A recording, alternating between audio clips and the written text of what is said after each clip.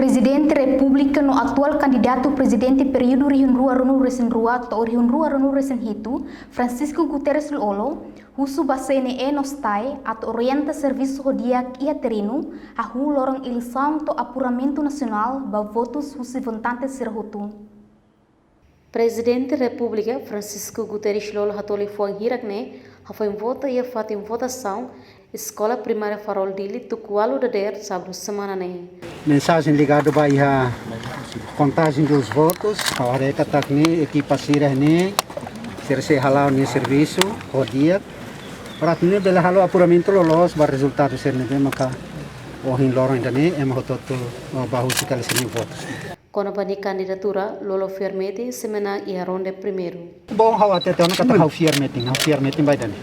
Sikba povo ni votos ni masai confirma.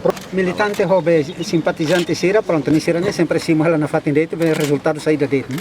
Resultado saída date. Agora hawa karkatu apela ba hoto para tebeli vontade dane. Ita pronto lá com? Sempre competente pronto para tebel manan, pronto para tulap. Mas hau diang kata hau sei manan. Abi ita timor wan sala bele. Hoto na ni kampanye hoto na agora votos ni sura date votos ni quando hoto na maka ni ida date maksai presidente dar ita hoto ni presidente dar. Mas que não é candidato nem russo militante nem simpatizante será rodo, ato sim o resultado sai da eleição presidencial né, tamo competição e a eleição sempre ia manang no lacon. Reportagem a Política de Televisão Timor Post.